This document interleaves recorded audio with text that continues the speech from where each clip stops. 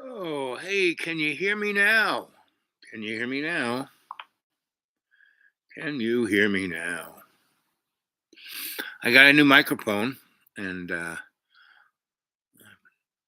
wondering if that'll help me not put my hand on the little dots.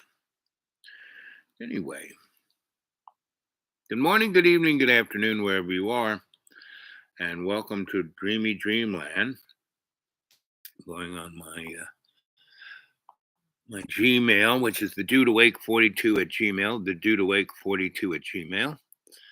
And I have been I have, end of month, I usually have no real cash. And so this week, I pretty much stayed here in the deep green, came up on my neighbor's because there's nobody here, his deck, and had conversations with you. Yesterday, we actually had, as the troll said, a salon, which was quite nice. And let's see if you can hear me, your channel. Let's see. Live. Okay. There it is. Hey. So can you hear me now? Is this microphone working?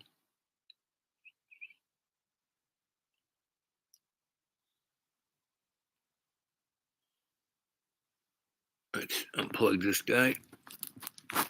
See if it makes a difference. So make a difference. This is the microphone I bought. It looks kind of phallic, but somewhat radio-like, right? So until I can go and listen to the beginning of that, I won't spend my whole show on that. Good morning, good evening, good afternoon, and welcome to Dreamy Dreamland with your Sensei Al Bob. Your griot here to tell you a story. And don't believe a word I say, right? Pretty much. Don't believe a word I say. So, last 4 years I've been talking about the big splat, right? I've been kind of, and when I was on Johnny Boy's channel, I kind of, was talking about it too. So yesterday we had one that was called "What Is Real." Let's see, that was 20 hours ago. How was your stream? That was 21. Let's see, who hit the switch? 28. And Pigpen is God, right? And those were kind of fun. And I guess people are more interested in watching now. And that's good.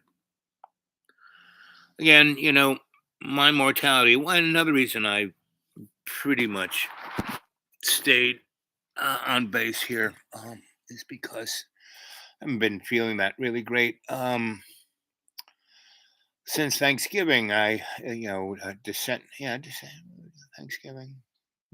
Yes, Thanksgiving. I kind of left the deep green, went up to Johnny's, had Thanksgiving with his family, who were real Italian, Irish, and his mom, just this amazing cook. They had just food everywhere, goodies, goodies, goodies. I kind of went off the thing of my diet and blood sugar and all that, and so that kind of like got a little wacky. And then I kind of came back here. And was here for Christmas, where it was 60 degrees below zero. Kids, everyone's going on about how, it's so hot, it's so hot. Well, baby, um, I can live with the hot, especially where I'm at. It's like been this, I picked this place because it's a rainforest, and I knew it was going to get hot. And you know, um, and it always rains here, and it's always green here, and it's always it hasn't really gotten hotter than 81 degrees. There were a couple of days where I didn't look at the thermometer, but it was at least 82 above. Didn't get to anything above 85 probably, but it was a little muggy because this is a rainforest and it didn't rain. So it was just hanging in the air. So it was a little muggy. And, but I can handle that 60 degrees below zero. That was a little tough, right? And Colonel Sanders left his slaves in the woods because they expected to live in his house, and he said, "Nope, you can't do that. I'm locking it up." And so it's always a soap opera with those guys.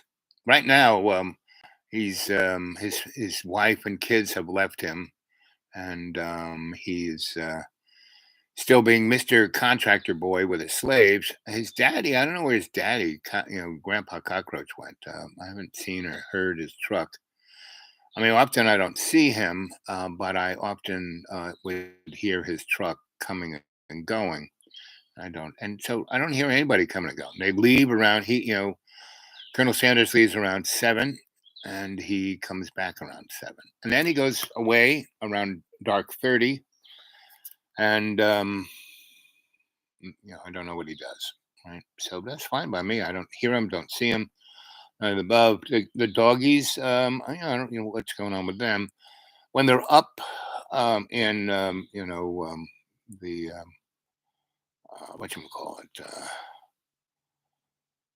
Corellville, the military compound of the Davidian Circus. They are always with each other. But if I'm sitting down, they can sense me, and they come down one at a time, and are really sweet to me, right? One at a time. As a group, not so much. And as a group, they don't, when they come down as a group, I just say keep going or go home, and they do. And so they,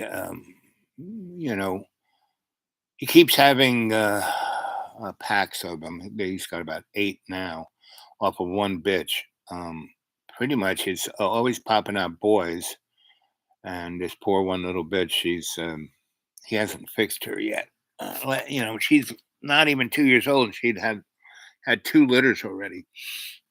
Last one, she was like, "Oh my God, just kill me." Her nipples were like hanging on the floor, and she sure wasn't Barbie. It's interesting that the 2 movies that are coming out that like on the same day today, Friday, is Barbie and Oppenheimer. It's a bomb or Hummer. A Barbie Heimey, whatever. And they seem to like go together like you know peanut butter and jelly. And um, and that's, I mean, you just can't believe the stuff that's going on. You just watch it. So last night I listened to this very good radio station, this show, right? And it's called Alternative Radio, and it definitely is. And let's see. So this little ad, let's get rid of that. They make the X so frigging small, you can't even touch it. Oh, there you go.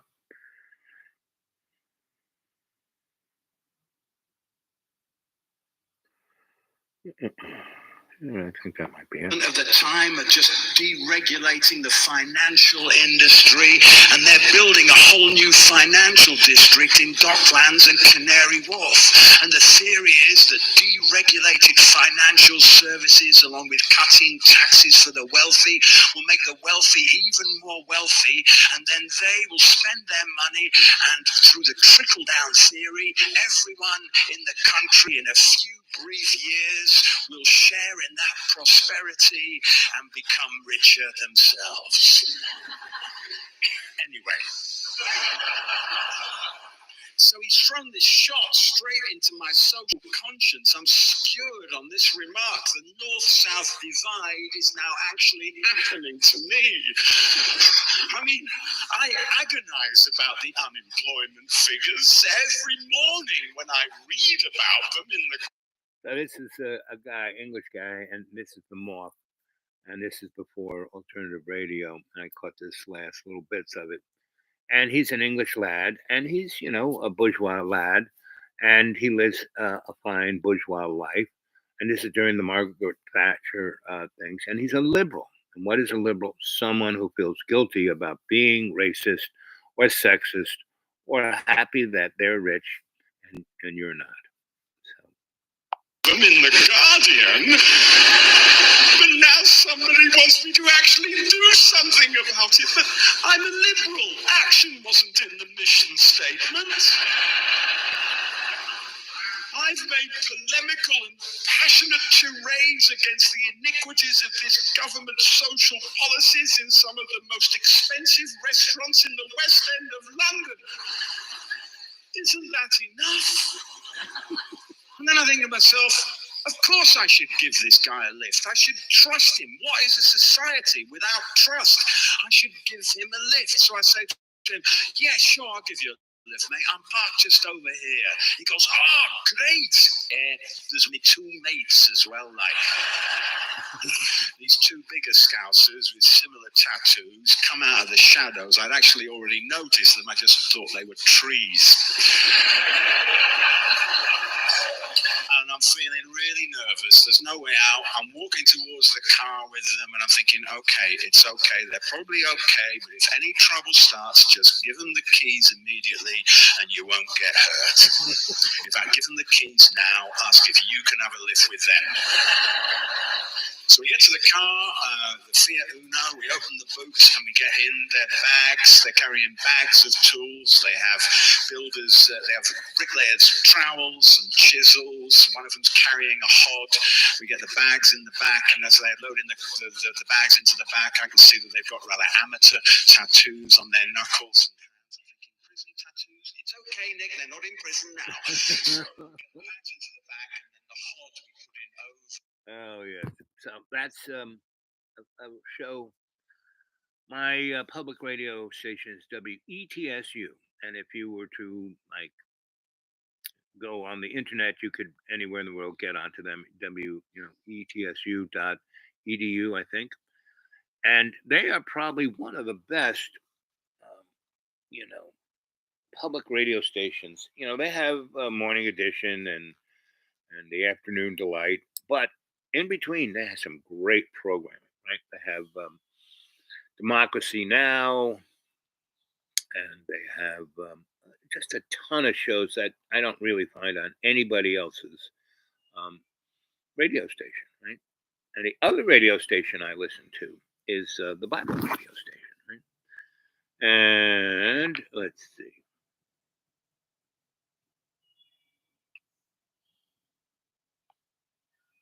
I just had a dream about a book, and the author was something like C.L. Lewis, but not really. And the book was about an interesting subject, and there was a black woman,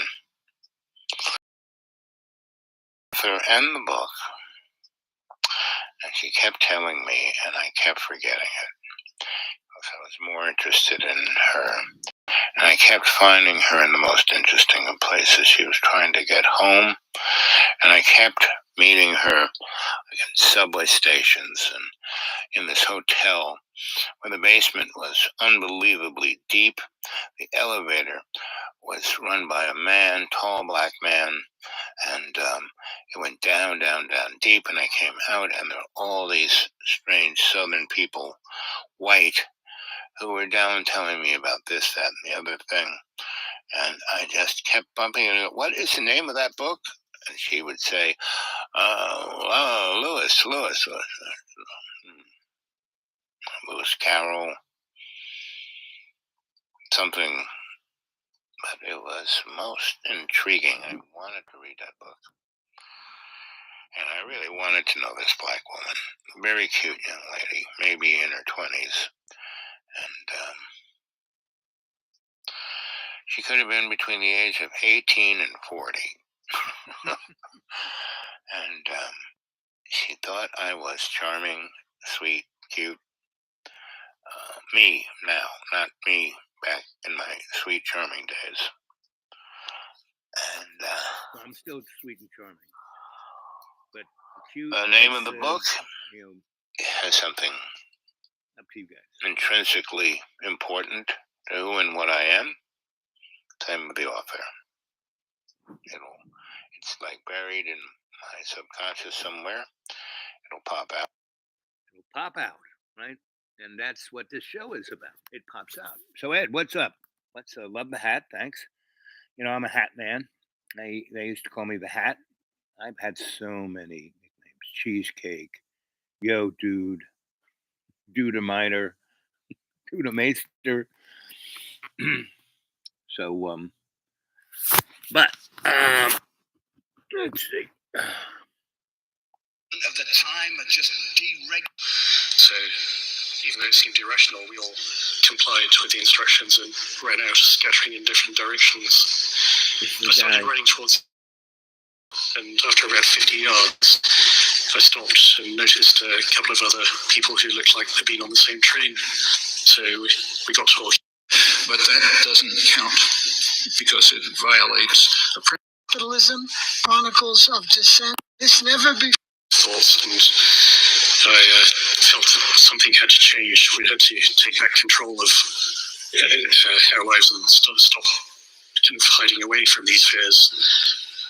But I knew something had to change, but I didn't know how to, because how do you allay those fears when you have the same fears yourself? Then a year ago, my daughter was diagnosed with a long-term stress-related illness, and then I knew that I had to do something.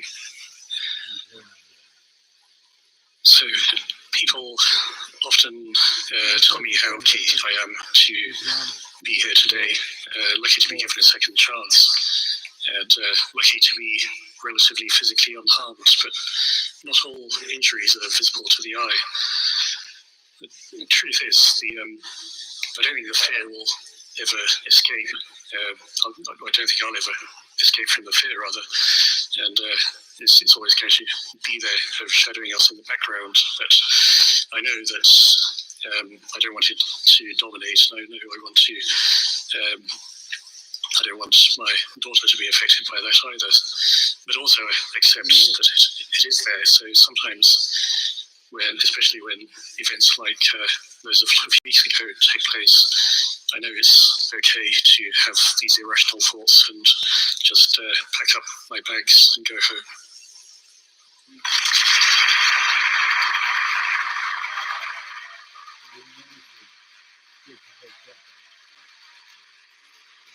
That was Sudesh Dahai.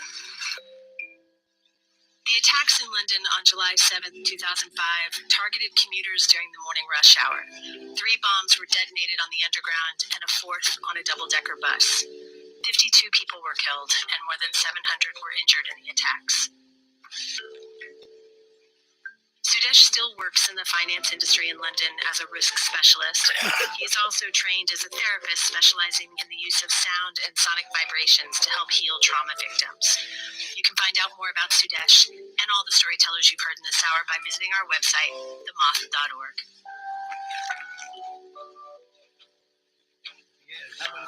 That's it for this episode. We hope you'll join us again next time for the Moth Radio Hour. Also directed the stories and the show. The rest of the Moth directorial staff includes Catherine Burns, Sarah Haberman, Sarah Austin Jeunesse, and Jennifer Hicks. Production support from Emily Couch. Moth stories are true as remembered and affirmed by the storytellers. Our theme music is by The Drift. Other music in this hour from Blue Dot Sessions and Thomas Bergerson. You can find links to all the music we use at our website. The Moth Radio Hour is produced by me, Jay Allison, with Vicki Merrick at Atlantic Public Media in Woods Hole, Massachusetts. This hour was produced with funds from the National Endowment for the Arts. The Moth Radio Hour is presented by the Public Radio Exchange, prx.org. To find out more about our podcast, to get information on pitching us your own story, and everything else, go to our website, themoth.org.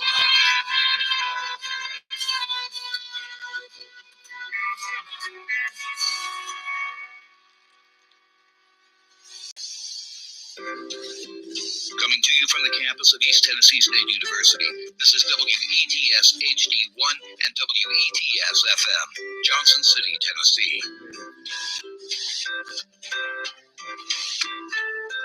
Hey, they're talking. We're lining up.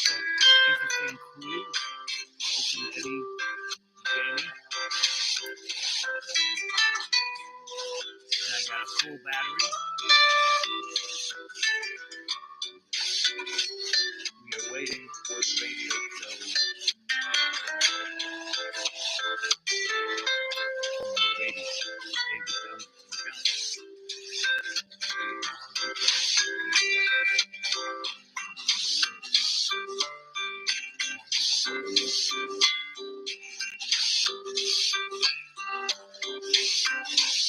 Now, I know how Norm feels now because I'm not a You have to somehow prevent people from watching the attack against them, which is very serious. It's serious on just straight economic grounds, but even more serious if you think of the other plans, like the militarization plans or the plans to destroy the environment, all of which may really literally bring the species to an end.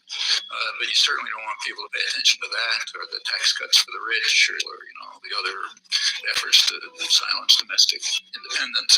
None of this is proper to look at. That's Noam Chomsky, and this is Alternative Radio. I'm David Barsamyan. This edition of AR features Noam Chomsky on censorship, free speech, and the media. States want to dominate the narrative, its version of events. There are two basic models. One follows Aldous Huxley, the other George Orwell. The latter is best known for 1984. Big Brother is brutal. He wields a big stick, while Huxley uses a much softer carrot. Censorship is self-imposed because the journalist knows the boundaries of permissible thought. Essential assumptions are embedded unconsciously, so they don't even rise to the level of being challenged. The Huxley model is more subtle and relies on persuasion. Orwell is straight out coercion. Sing the tune I've told you to, or else.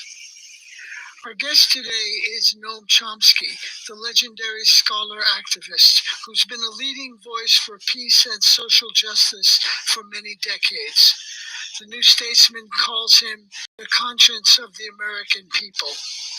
Author of scores of books, among his latest are Consequences of Capitalism, Chronicles of Dissent, and Notes on Resistance.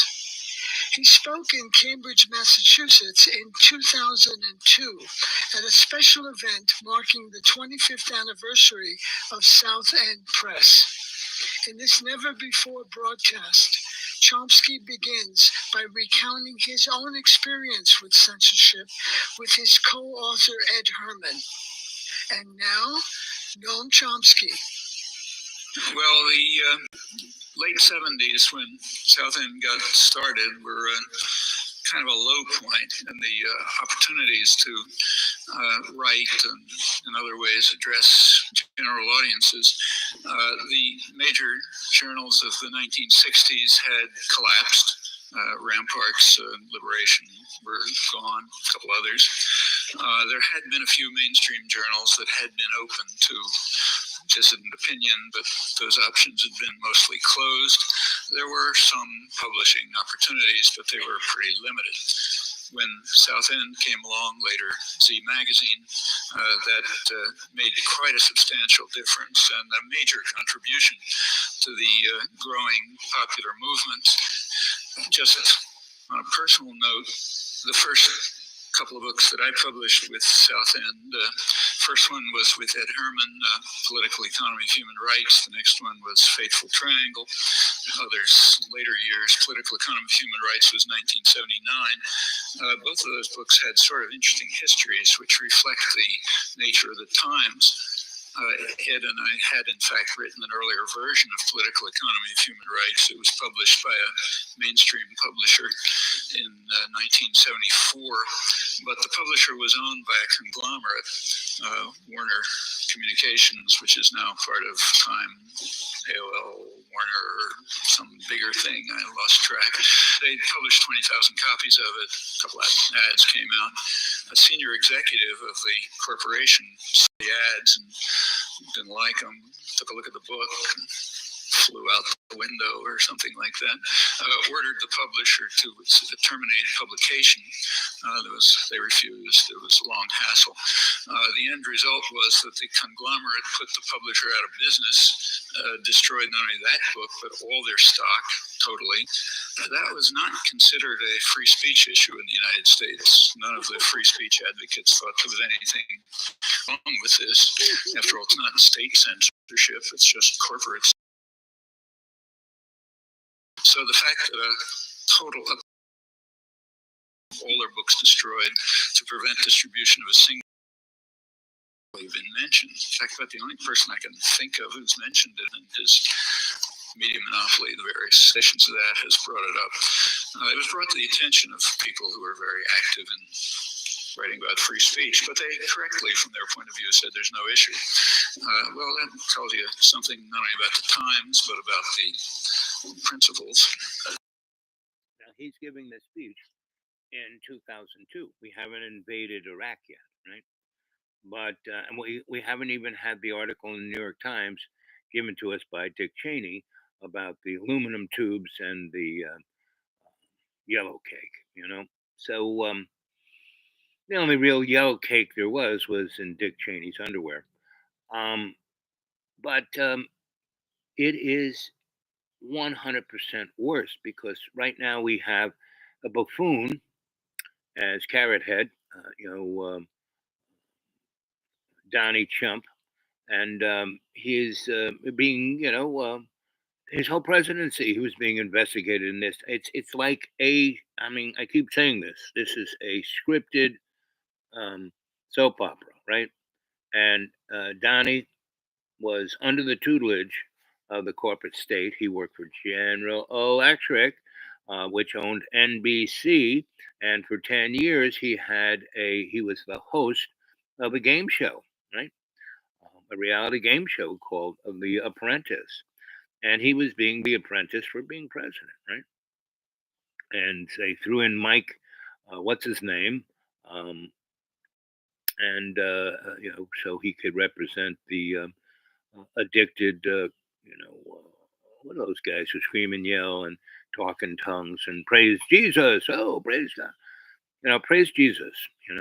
So my mortality is definitely becoming. I'm going blind. The medical entity that I got wired into that was taking very nicely care of it has been destroyed. Right? They'd been taken over. It was a not really nice nonprofit. The guy who started it was my doctor. He really took good care of me. And when COVID came, it ate his little nonprofit. He had 1,200 sick people to take care of himself alone. He had nurses and he had a couple of nurse practitioners, and he had to deal with the administration, the gathering of money, and dealing with the insurance companies in the state. And it just got worse and worse. And I would go see him. I'd be at the end of the day, and he just vent and talk to me and ask what's going on. And one day, he got I don't know if he got COVID, but he got sick, right? And then he tried to do his talking to his patients from TV, online, and I went there and went online and talked to him, and all he could talk to me was about how he just had to get out. And then he came back. He saw me a couple of times. He had me go for a couple of sonograms of this, that, and the other thing. And then one day when I came back to have the appointment we'd talk about what he saw in the sonograms, they called me up and said, "Oh, a doctor ain't going to be here anymore." I said, "Why? Is he sick? Is he okay?" Well, he just called in Monday and said he's not coming in anymore.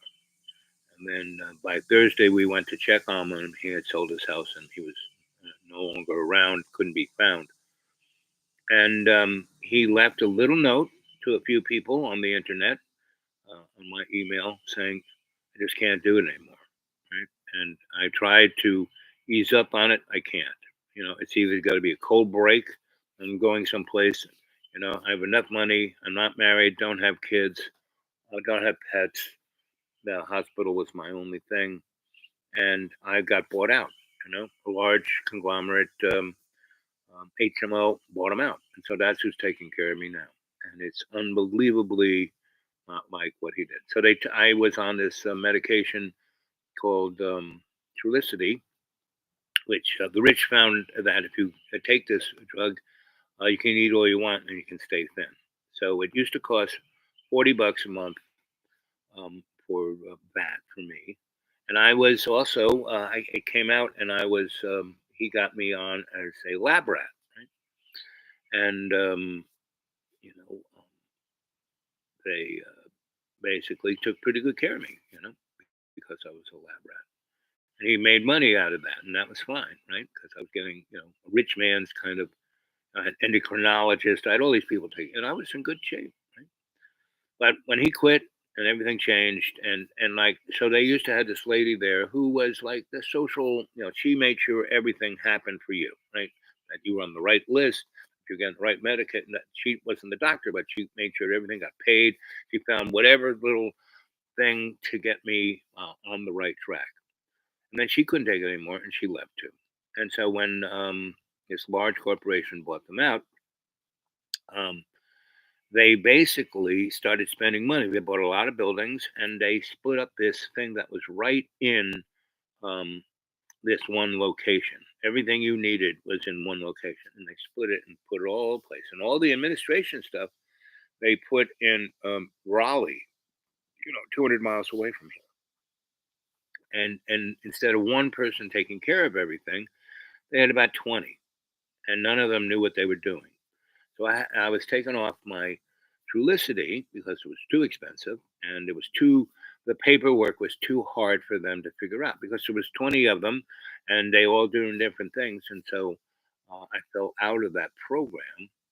And then I said that I was going to sue them because I had a contract, and so they're trying to put me back in that program. But they gave me another drug that doesn't do anything. Trulicity kept my blood sugar at between 90 and 130, right? And I could kind of eat whatever the heck I wanted. And if I had a little glass of wine one day with a friend, or a slice of bread, a whole wheat toast, or English muffin with my egg, it would knock it up, you know, 2 points, right? And if I cinnamon and some you herbs, it would bring it back down because the Trulicity was really good because it was one shot a week, right? Well, the stuff they put on, I pissed the stuff out. Now it feels like I'm pissing sand, right? And he didn't. The doctor who put me on this didn't tell me any of the side effects. He said, "Here, just take this, and we'll." Right? No, I gotta go, gotta go. And that's his thing. Gotta go. So I am looking at how am. It's a metaphor of what's going on with the rest of the world, and everyone's healthcare, and everyone's in a war zone, and everyone is to speak up, it's like whack a mole, right?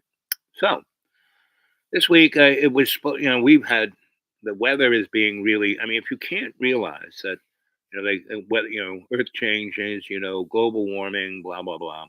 Oh, it's because of the you know carbon footprint. Plants love carbon. You have enough trees, they'll eat up the carbon. You don't have to make some machine to do it, right? But the guy in Brazil whacked more than 2/3 of what was left of the Amazon in his 5 years, right? And he'll probably get to be president again after this liberal guy has slowed it down a bit and blah blah blah, right? And so and that's how it goes. It's like this corporate seesaw, right? And war is the most profitable, so we just keep having wars, and at a certain point, we're going to when we want to have the as Klaus Schwab's of the you know Daytona slobs of the Swedish Swiss Nazi guy of you know the guys in California who have you know bowed down to Baal. You know, um, that's the world we're living in, guys. And the only way, I mean, but that's an illusion, you know. The only true essence of existence is love's co-creation. So I'm being a stress test, you know. Well, but I still live, you know, in this, you know.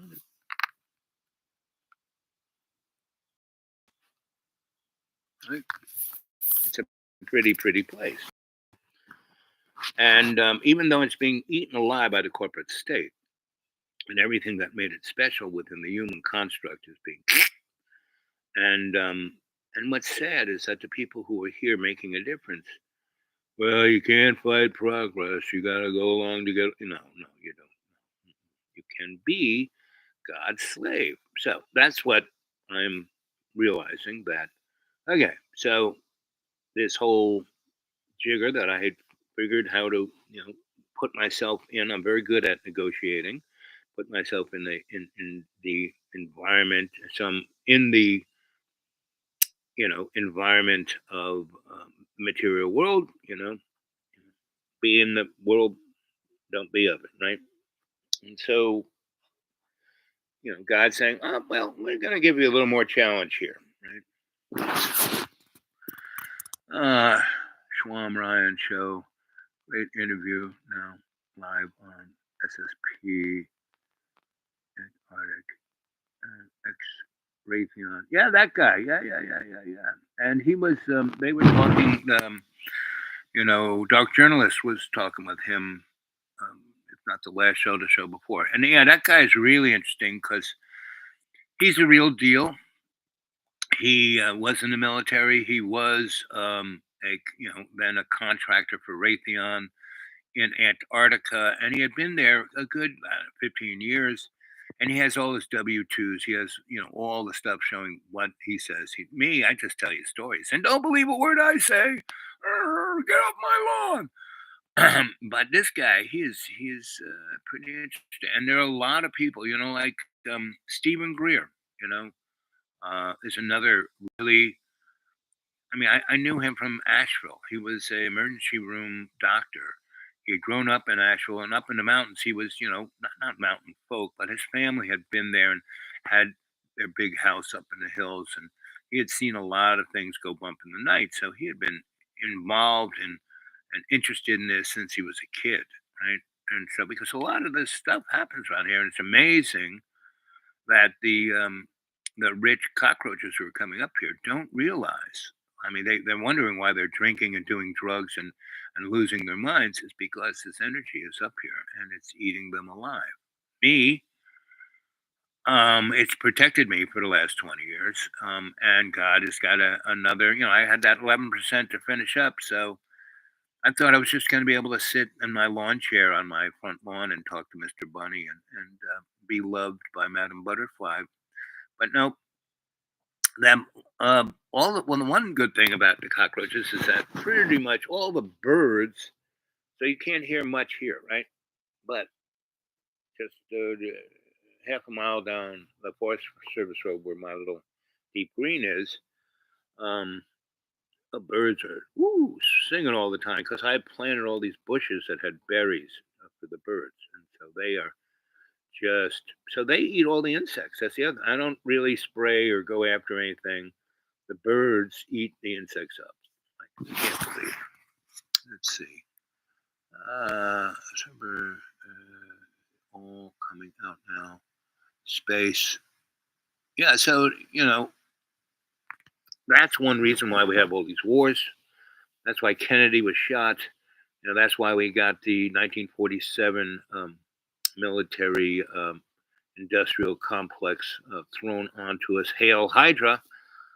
And the Nazis got the German people bombed into the Stone Age, but they basically were already in the Antarctic by 03. The Thule Society was already doing that, already communicating with extraterrestrials. The girls, were doing that, and they already had flying saucers before World War II.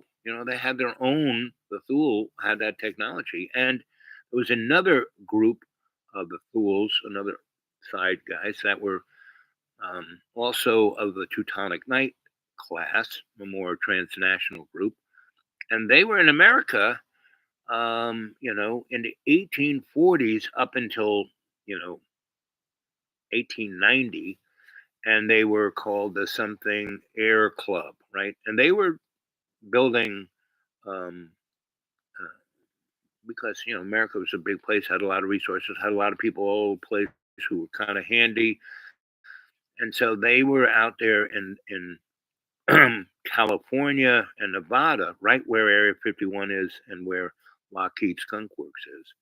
And they were playing with things, and they would be flying all over the United States and landing and saying hi to people. And I have a friend of mine who is a what do they call those, archivalist, librarian, right? And he is all about technology. That's why he's my buddy, because that's my thing too. So, but he's the real deal. He spent his whole freaking life doing this. Me, I just kind of step into things and have a good time for a while. Let's see.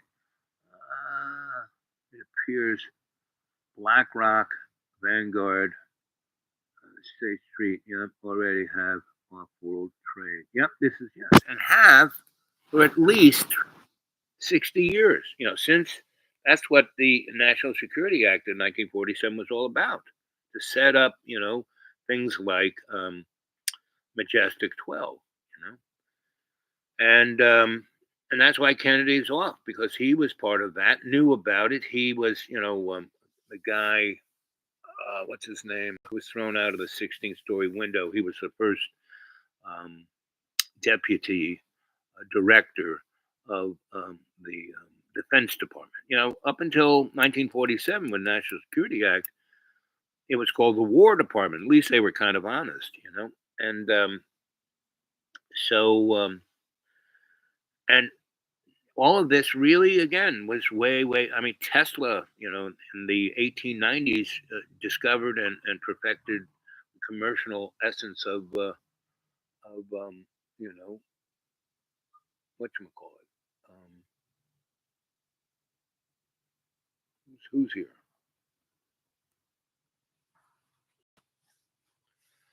Um,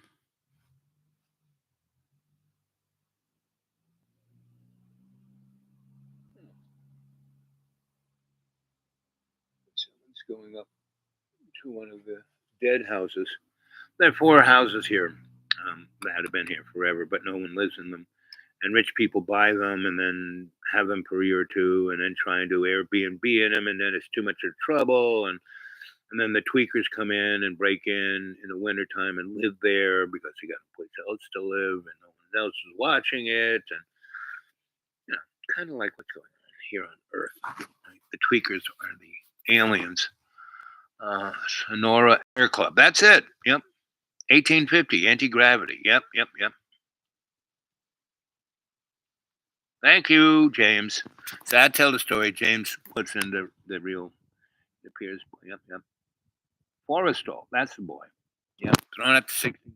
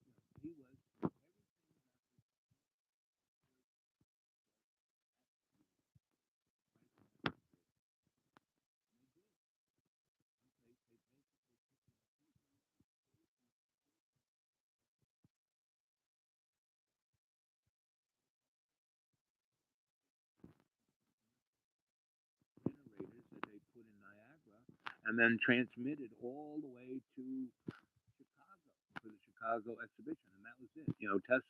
Edison couldn't get electricity more than 6 miles. Tesla transmitted the juice 1,900 miles without losing a watt. So why did he go along with that? Because he wanted this stuff. Oh, sure, you want it? Go ahead, play with it. But I'm going to go do. And so J.P. Morgan gave him the money to do Warden Cliffs in Shoreham, right on the footprint of Warden Cliffs. They put the Shoreham nuclear power. Sorry. How about now? Sorry. You know what? Since you're aware of that, I got myself on microphone. And once you get excited and pick up the okay. How about now? Can you hear me now? Does it work?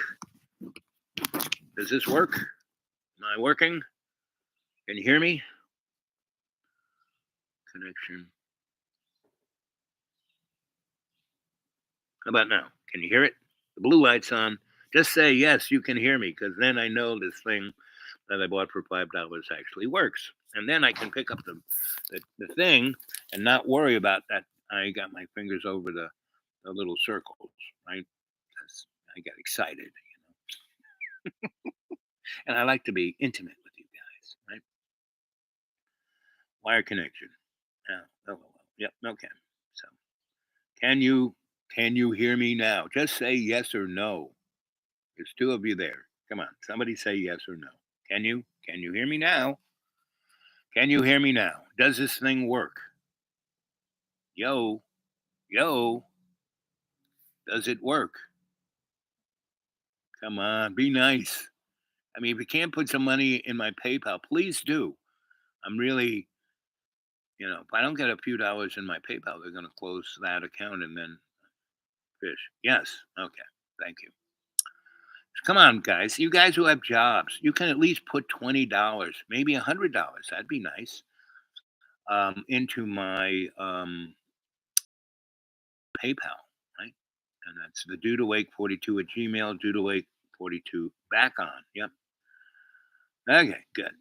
So not this nice little.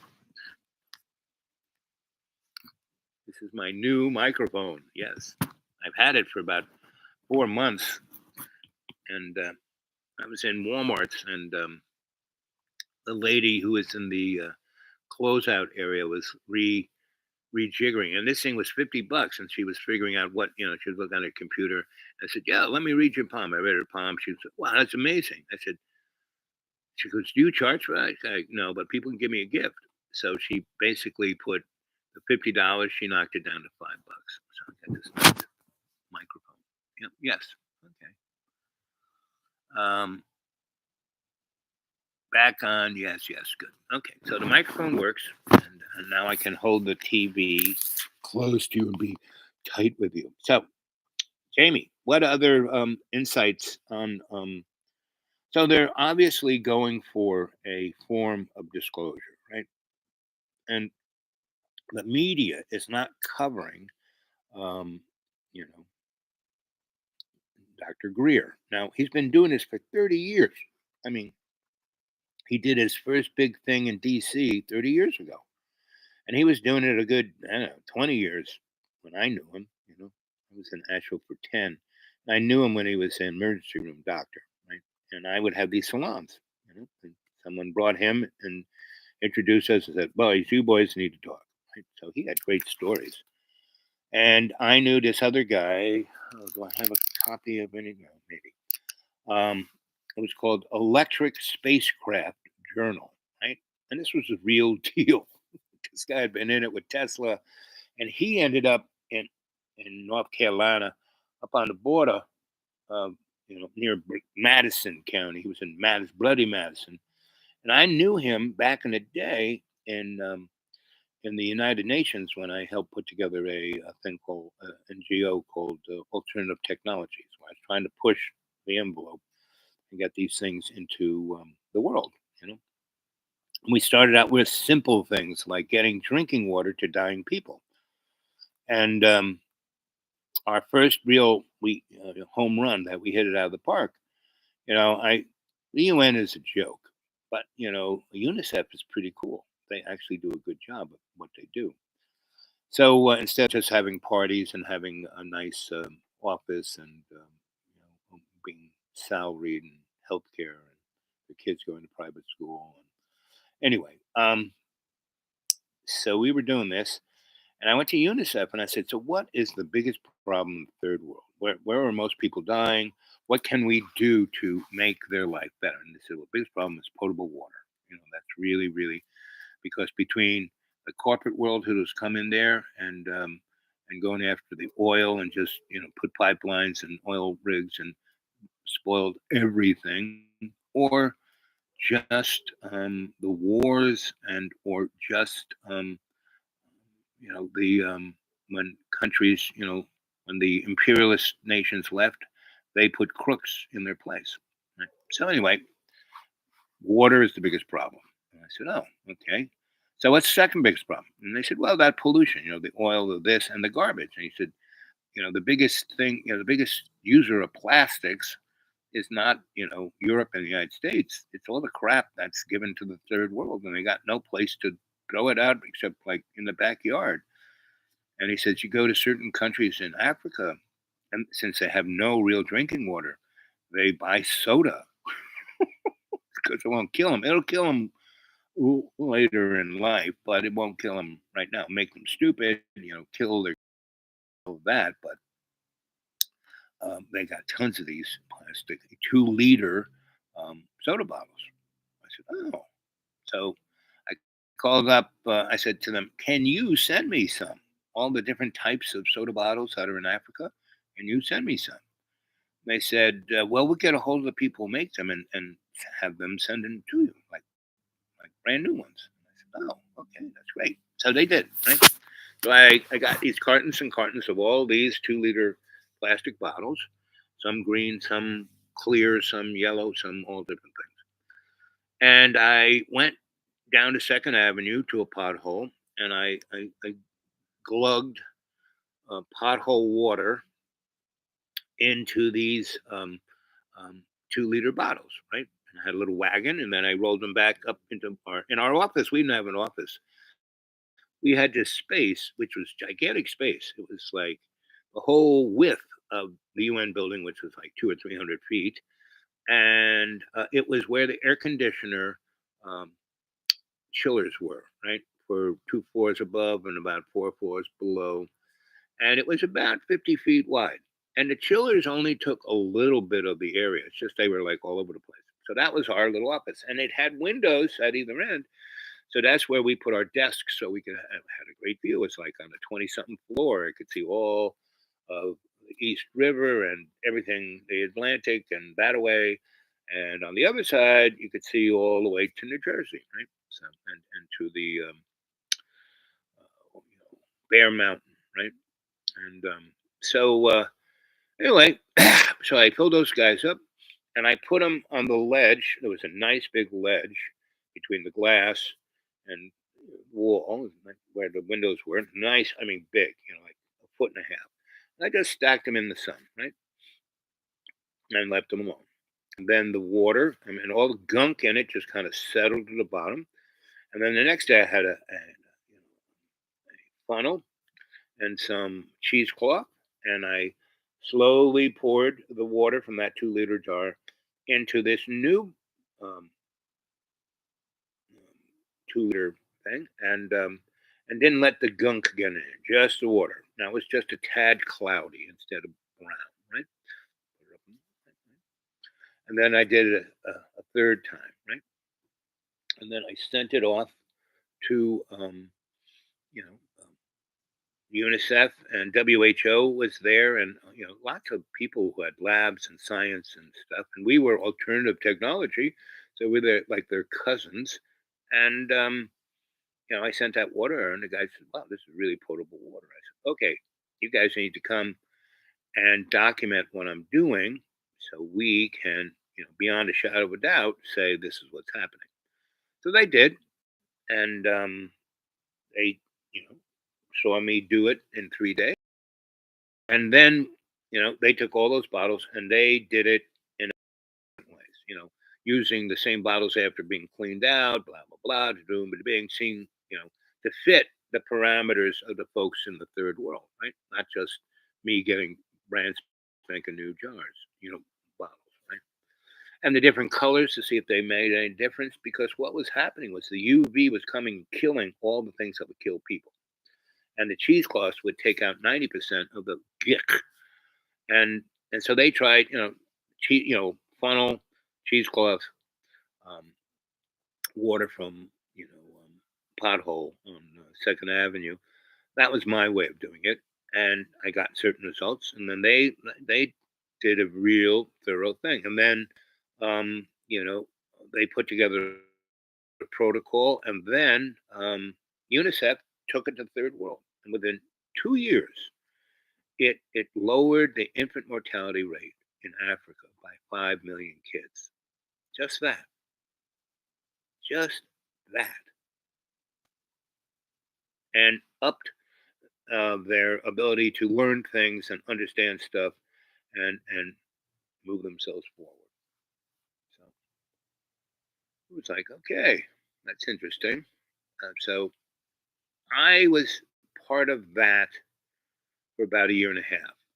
Again, I was one of the guys who started it because I came from Cooper Union, where they had a whole department of alternative technology, and I just kind of picked up a few buddies from there.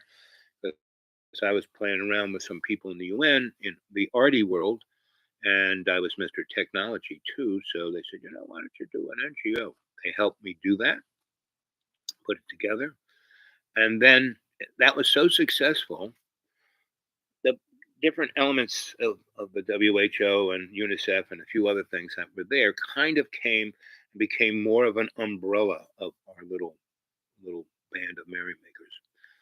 And when that happened, we also did a to get people from cutting wood to cook with, we got cardboard box and lined it with aluminum.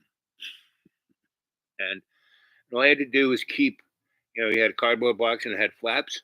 You just had to have the flaps go up and have everything aluminum, and you could adjust the flaps to focus the sun on whatever you want to cook. And man, it got that sucker up to 400 degrees like that without burning a log. So after that, those two things, and those are all things that the African folk could find in their backyard, right? So they were going on to other endeavors and resting on their laurels because I was let's keep doing it this way, figuring what stuff those guys have and making things that can really make a difference without spending a lot of money. And it got harder and harder to do that when we were just a bunch of chuckleheads up in the air conditioning room. And then by the second year they actually gave us a nice digs, right? And I took one of my little journeys to Europe at that time, and came back, and that's when we had the new digs. I left, the closet. That's what we called it because it was a big closet. Right? They stored tables and whatever junk they had, they stored in there. That in the basement. So anyway, and that was 1970, 71, right? And that's when Earth Day started. And that's when I met Sam Lovejoy, who cut down the tower of the Vermont Yankee. Before they built the plant, they put a big tower up, see which way the wind blows, blah, blah, blah. And he cut the guardrails.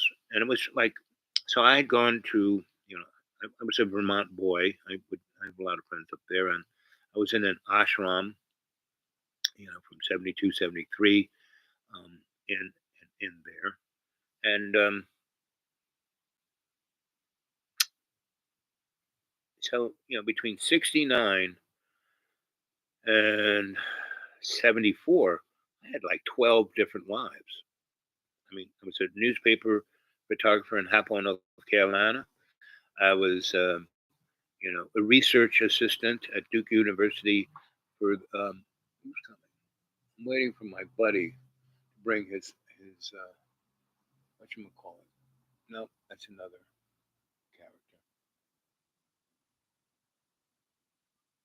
bring the vacuum cleaner.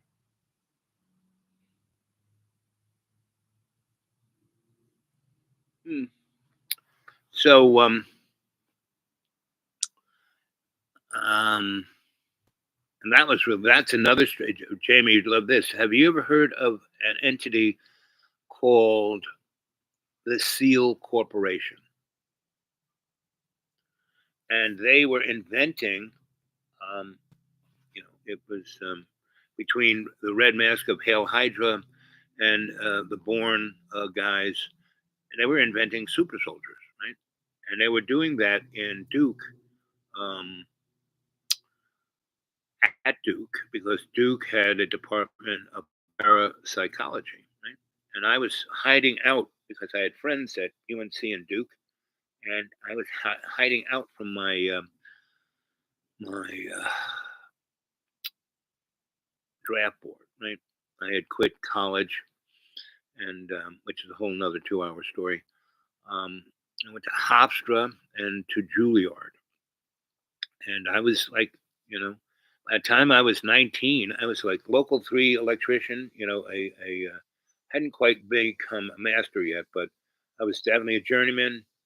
I was working on the World Trade Center, and I was working on the Greenlee 1800, which was this hydraulic bending table that had these knobs.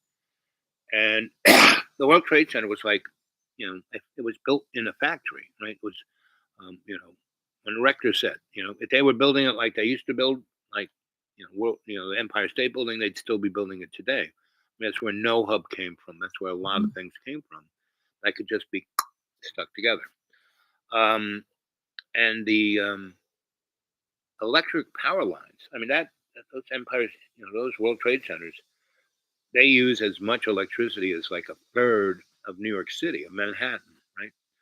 And when they did a load test, they turned all the lights on, hit the main switch, and it blew out all of Lower Manhattan. Everything, all those lines from the World Trade Center all the way to Canal Street, it blew them out, right? And luckily, AT&T was running on batteries to begin with. So anyway, I have been around, as one of my friends here calls me, the Forrest Gump of the esoteric, right? And I am more like, if you watch the Forrest Gump movie, in the very first scene, you have the frame, right? And it's what is known as a crane shot, like from way over there. That's where the camera is looking down, right? And what it's seeing is the whole plantation. It's a southern plantation with a southern plantation house with the columns and everything, meaning these aren't poor people, but you can tell that the plantation isn't at its zenith, right? So,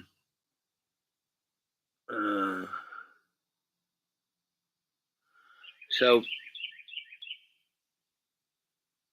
you're seeing that, and the music is there, and the titles are going across that, and then all of a sudden, that's all done, and the music kind of changed a little, and you kind of hear this, the bird, right? And that's it. Music just kind of stopped. And then you see a feather come in from the frame, right? And it's doing this. And you hear the bird. And the feather.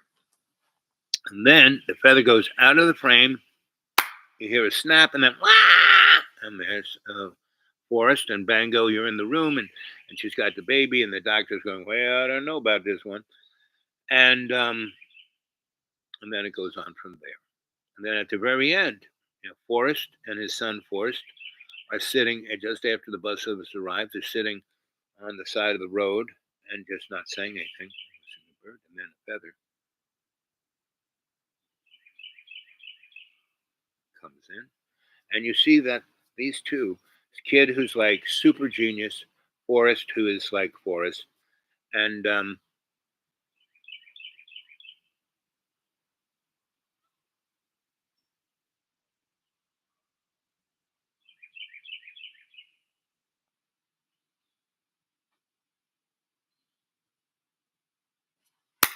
that's what it is in the movie.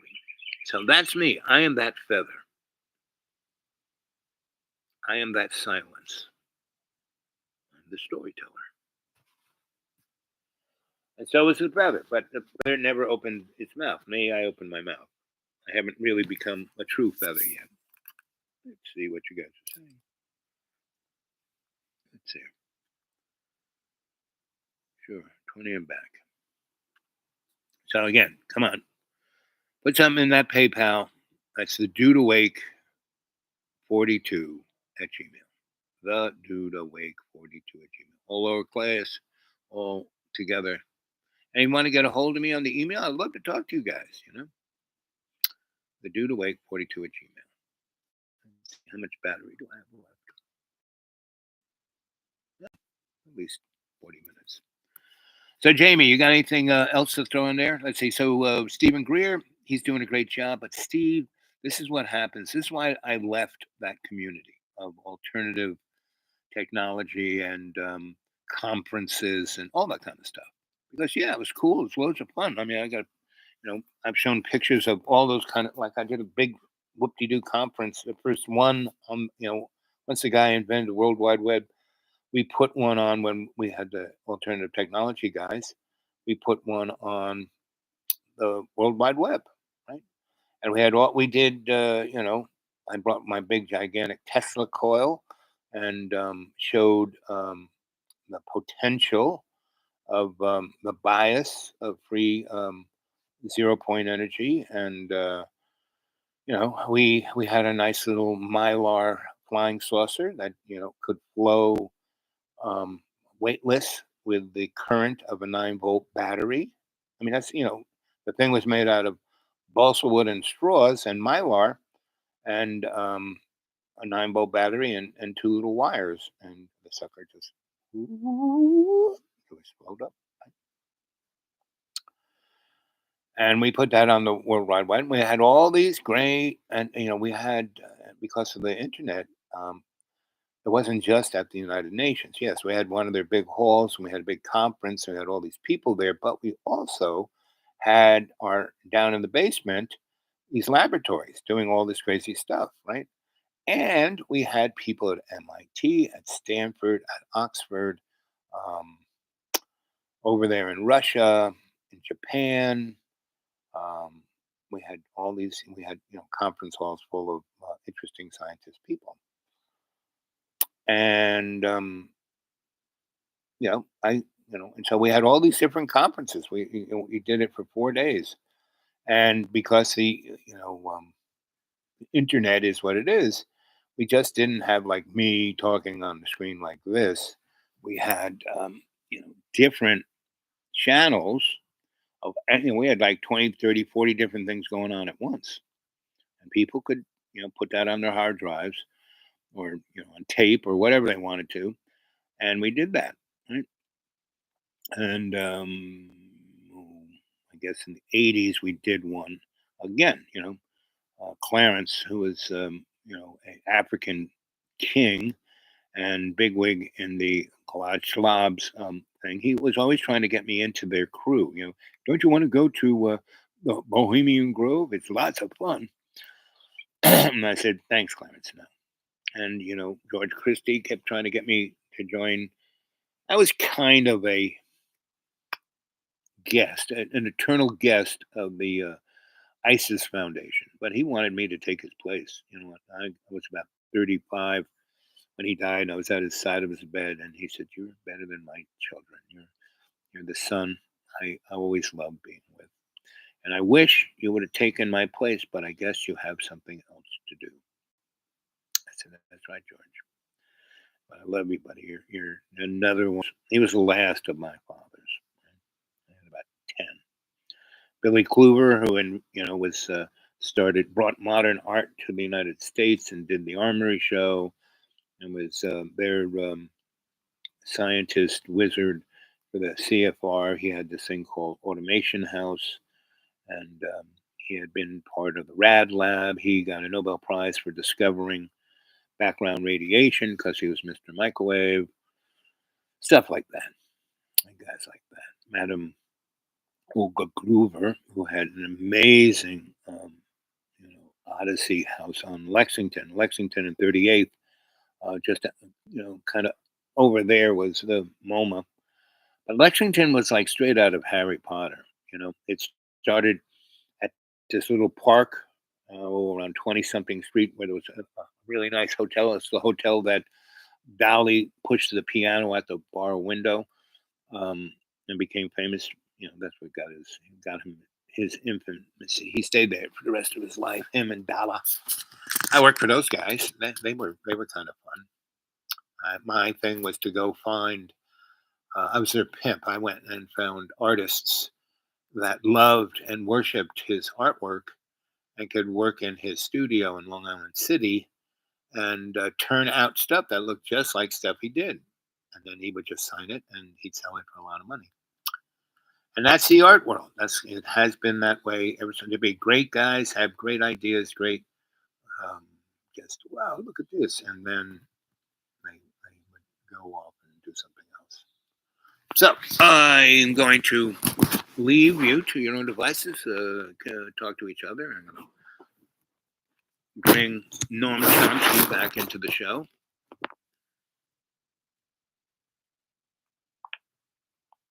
South End came along. The biggest media and entertainment companies of sort of the prior generation, many of them today, make a lot of their money, if not most of their money, from cable networks. So Paramount, which we talked about, makes most of its money from a bunch of cable networks. Disney doesn't make the majority, but it makes a lot of its money from cable networks.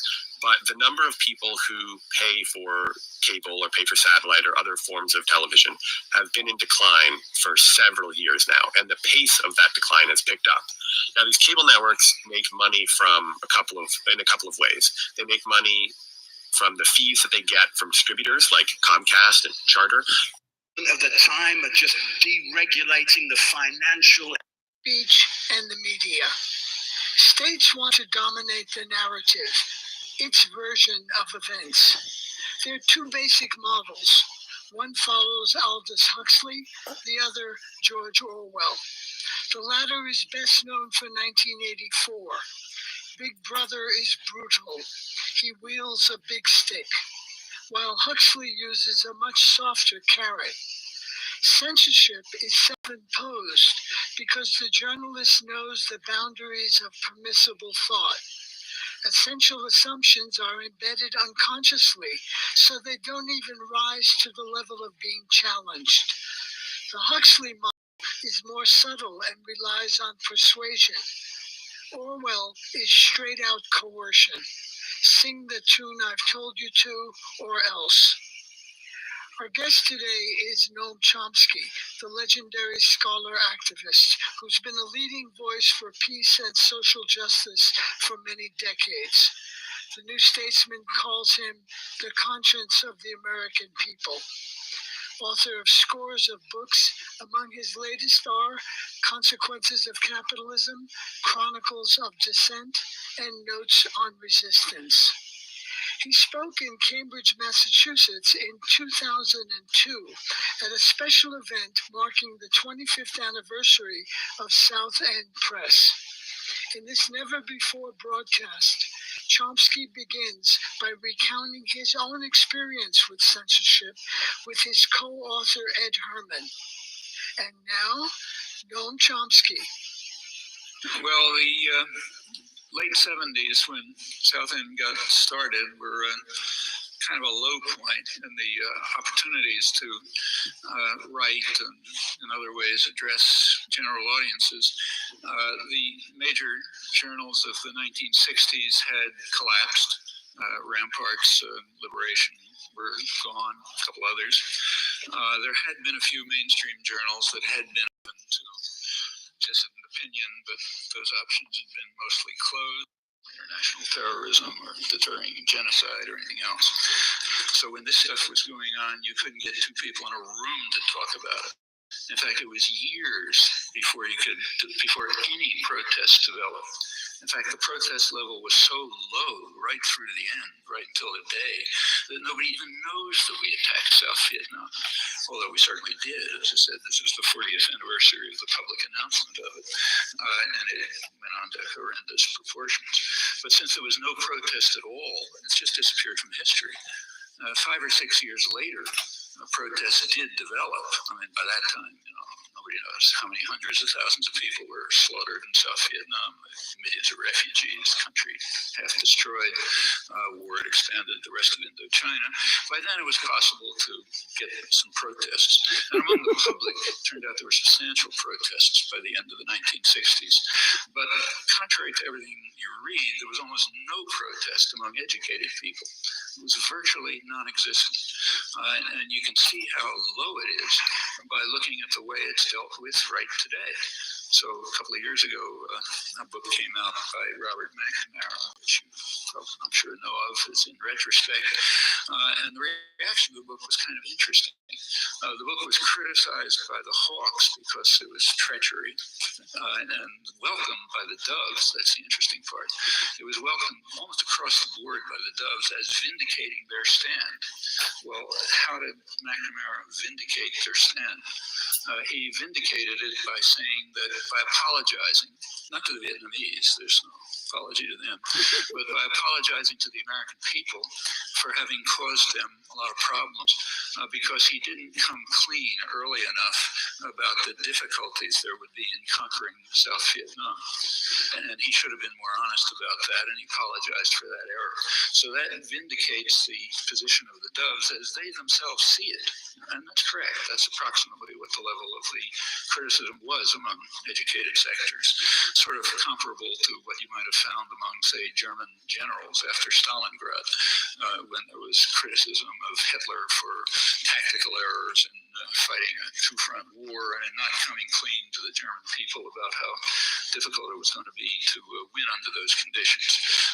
Among educated sectors, that's called criticism, and they're now surprised that there isn't such a fantastic level of criticism today, although even that was after 6 or 7 years of attacking South Vietnam. You're listening to Noam Chomsky, Censorship, Free Speech, and the Media. This is Independent Alternative Radio. For copies of this program, call us 1-800-444-1977. That's 1-800-444-1977. Or go to our website, alternativeradio.org. That's alternativeradio.org. Well, the fact of the matter is the 60s had a civilizing effect on the general population, and no president could dream of doing what Kennedy could easily get away with 40 years ago, or what could even be done 20 years ago. There's just way too much opposition. It's much deeper, it's much broadly spread through the population, right through the mainstream, and that's a serious impediment to violence. Anywhere near enough, but it's certainly better than it was in the past. In fact, I can't remember any time, at least where there's been so much protest over involving an international conflict at anything like a comparable stage. Certainly the Vietnam War was radically different. Well, let's turn to the current situation. I won't talk much about international terrorism. There's a lot to say about it. Let's take a look at West Asia. What's going on there? Well, there are two main foci of attention. One is the Israel-Palestine conflict. The other is pending war in Iraq. Let's take a look at the first. And, well, actually, let's borrow a phrase from our leader, who is very worried about what he calls enhancing terror in Israel and Palestine, blaming it primarily on the Palestinians, in fact, almost all. So how do you go about enhancing terror in the Israel-Palestine conflict? Well, the United States gave a good illustration of how to do this in December, last December. There was a Security Council debate over a resolution initiated by the European Union calling for measures to implement the U.S. Mitchell Plan to reduce the level of violence by the obvious means, namely introducing international monitors. That's a good way to lower the level of violence. Worked elsewhere, could work there. The U.S. vetoed the resolution. It then immediately went to the General Assembly, where the U.S. voted against it. Along with Israel, and usually the U.S. and Israel vote alone against such resolutions, or in fact, most resolutions. But in this case, the U.S. did pick up another couple of countries, a few Pacific islands, so it wasn't alone in enhancing terror. I had some allies. When the U.S. votes against something, it's not only vetoed, but vetoed from the public record. So there's virtually no mention of this in the press, and it'll disappear from history. This was an important period because it was right at the middle of a 21-day period of what is called quiet in the Israel-Palestine conflict, which means only Palestinians were killed. About 20 Palestinians were killed, half of them children, but there was no very little other violence, so it was a period of quiet, and that's when the U.S. intervened to enhance terror in this fashion. Very efficient way to do it. It wasn't the only example. 10 days earlier, on December 5th, there was an important meeting in Switzerland, which was also vetoed from history. You can search, you won't find any discussion of it, very little discussion. This was a meeting of the high contracting parties of the Geneva Convention. The Geneva Conventions were established right after the Second World War to formally criminalize the crimes of the Nazis. That was their purpose. The Fourth Geneva Convention dealt with occupied territories, and this was a meeting of, there are what are called high contracting parties, that is parties which, of course, the United States is one, which are bound by solemn treaty to act to enforce the conventions in any circumstances. The meeting was in Switzerland because Switzerland is the country that's the repository for dealing with this. Every country in the world, with the exception of Israel, literally holds that the Geneva Conventions apply to the occupied territories. Furthermore, it is international law. It's been reiterated at the Security Council without a negative vote. So, for example, in October 2001, the Security Council voted without a veto, without a negative vote, that the Geneva Conventions do apply to the occupied territories. The vote was 14-0. But with one abstention. The United States abstains on those votes. It does not want to come out openly opposing the conventions that were instituted to criminalize the crimes of the Nazis, so it therefore abstains, which keeps them out of the press and the historical record, and of course makes them inapplicable. That same thing happened on December 5th of last year. The United States boycotted the meeting. So it's finished. It didn't matter that every participant voted for a strong resolution holding that the Geneva Conventions apply to the occupied territories, which entails that virtually everything the United States is doing there, meaning Israel's doing with U.S. arms, weapons, economic aid, diplomatic support, that's all illegal. Illegal means technically what's called a grave breach of the Geneva Conventions, which is a war crime by any standard. But it doesn't matter. The U.S. boycotted it, so therefore it's out of the discussion. And the possibility of reducing the level of violence by the means supported by the entire world in this case, U.S. accepted, are out of the discussion. That's not the only case. This includes all the settlements, that the U.S. pays for, our tax dollars pay for them, that the U.S. protects with military aid, diplomatic support, and so on. It's all gone.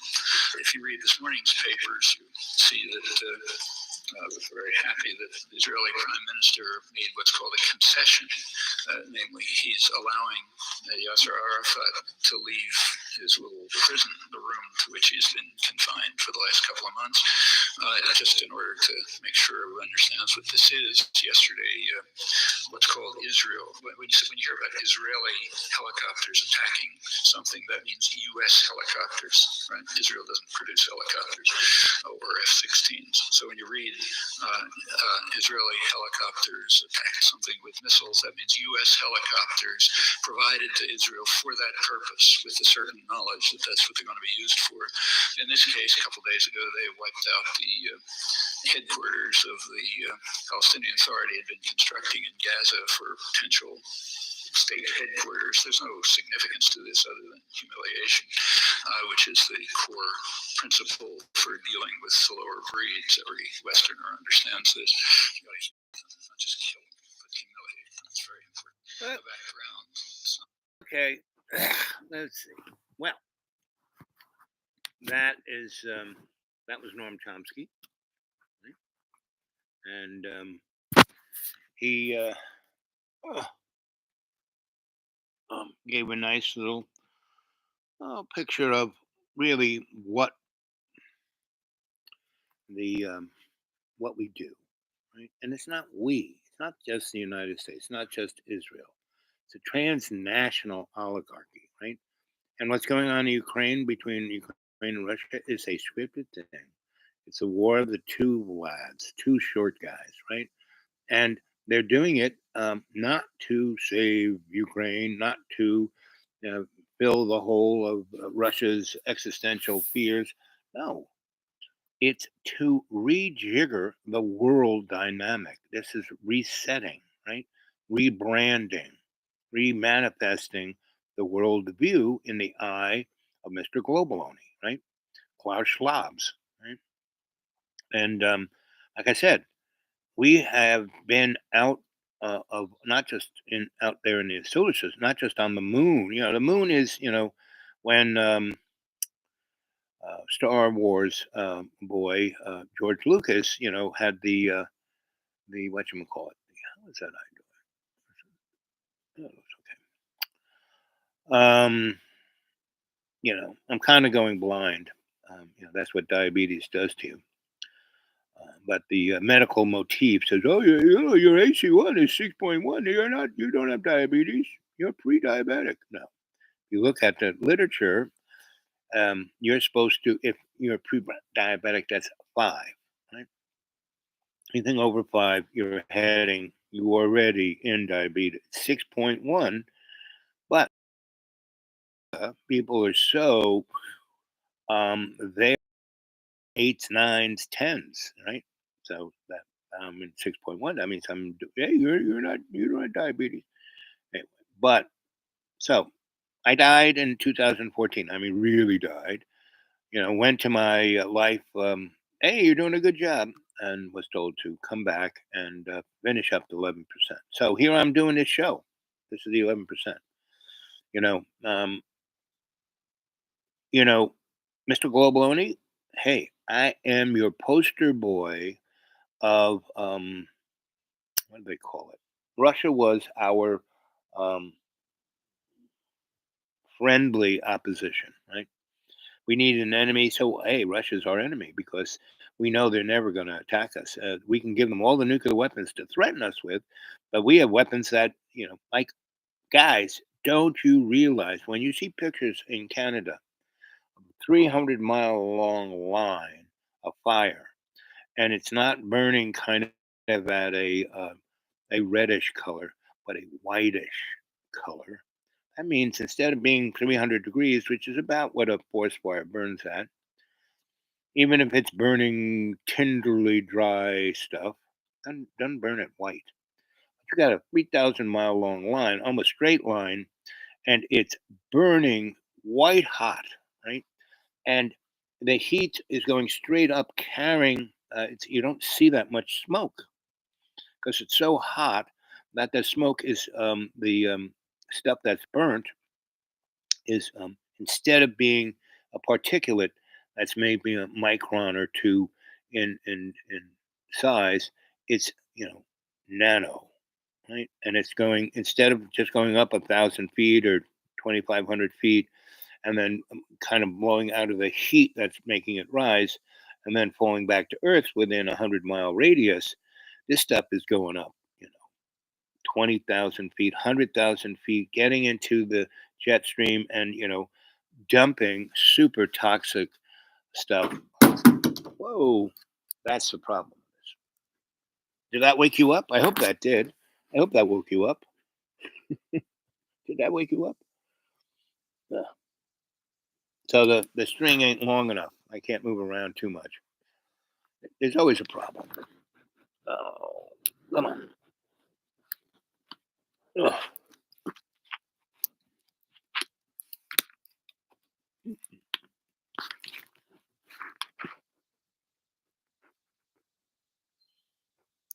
about that? Is that better? Is that good? Can you hear me now? So anyway, 1 hour, 30 minutes. How much time do we have left? We probably have about 20 minutes left. So you heard, Norm, you could go on to alternative radio. I left the phone number, their email, alternativeradio.org. And they got 50 years of radio interviews and lectures of that nature. Really, some really good stuff. Probably the best stuff you can get easily, right? And they just need a little support, right? Now, they're a nonprofit 501c3, so you can do that and feel, I can take that off my taxes. Well, your Sensei Al Bob needs support too. So come on, send something to my PayPal at, the dude awake 42 at Gmail.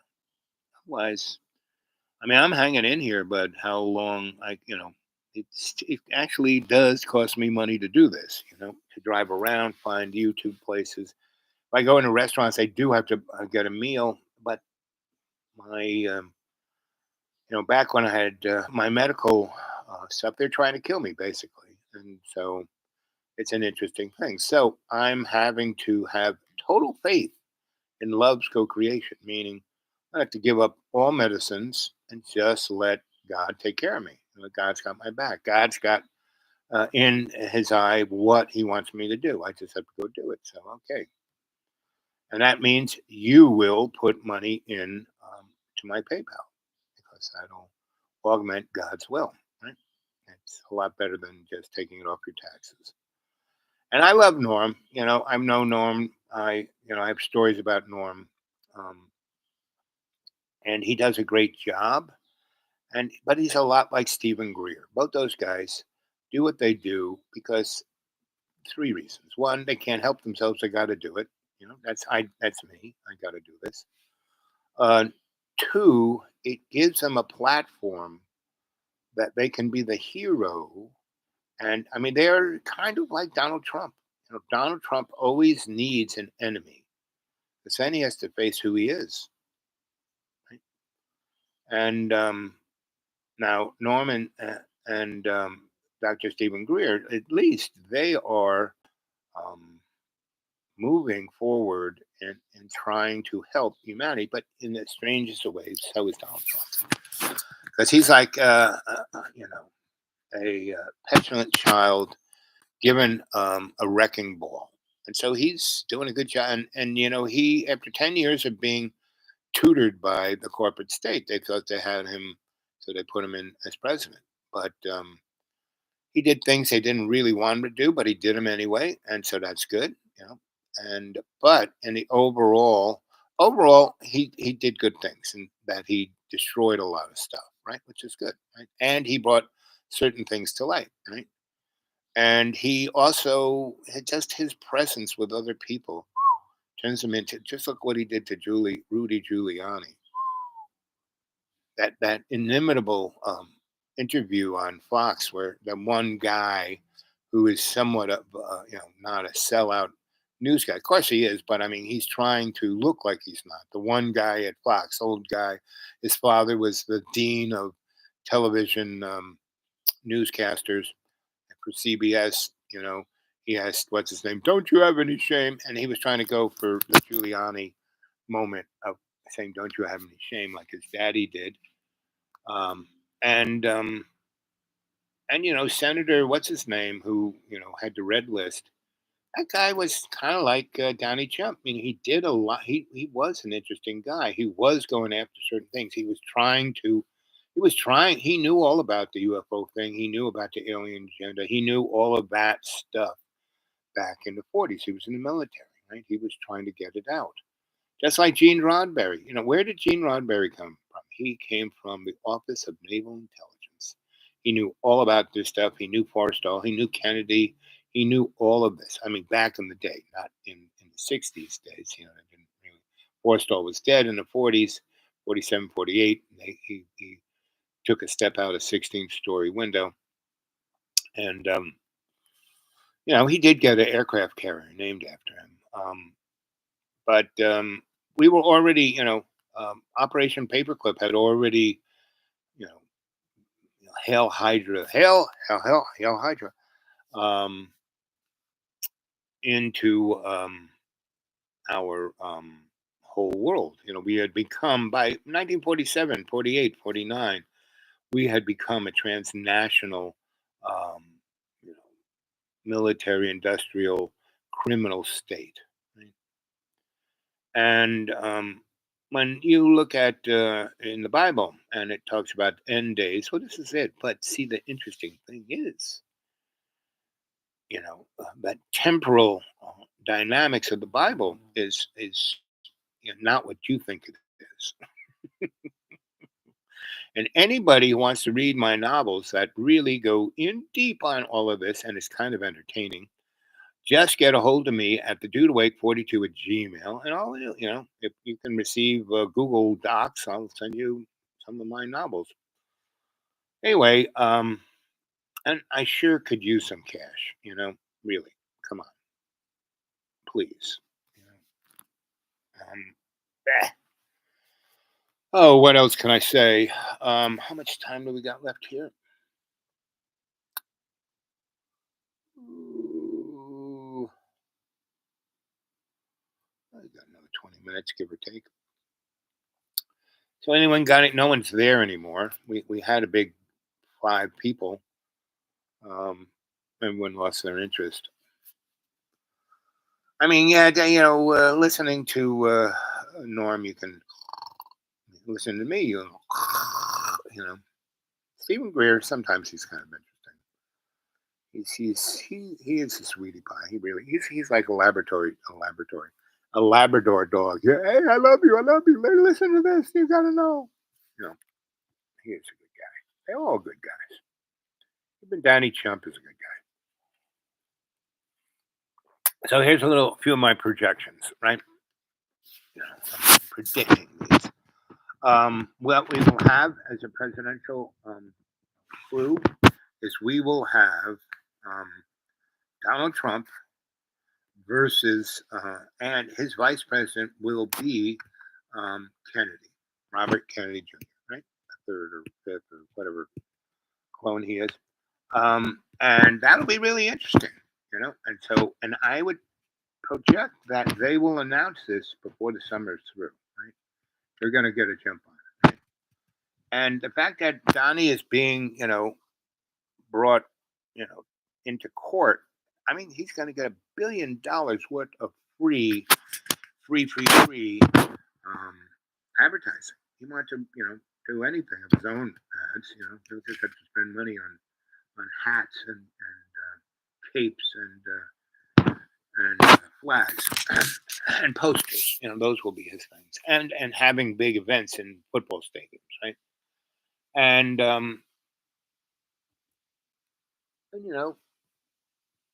Kennedy, he will sing his song, which is great, because Joseph Kennedy, who was, I think he's still around, is Robert Kennedy's brother. Right? And Joseph Kennedy is my roommate at Canterbury and the Winston School for Boys. And so I met the Kennedy family. They come to visit, and in the '60s, the early '60s, when I went to high school in those places, I'm pretty sure Joe was at Canterbury. Not quite sure. I think he was. He followed my steps. There were a long line of guys who went from Canterbury into Winchester. Right? So, but they didn't have my pedigree. Right? So I met those guys, and the first time I met Robert Kennedy, the guy who was Attorney General and Senator, he came to our school and he landed in a Bell jet helicopter. Right now, that school was right on the border of New Hampshire and Massachusetts, like down the road from Keene, and just in the shadow of the presidentials of Mount Washington. Right, but still, Massachusetts. It was like maybe an hour and a half ride in the limo, right, from their house, wherever Kennebunkport or wherever in Boston or wherever they were, to that school. And but no, they landed. They had to make an entrance, so they landed in the Bell Hill, and all those kids got out on the putting green, ran all over the place, and and the media, and our headmaster hated him but loved the media, right? And so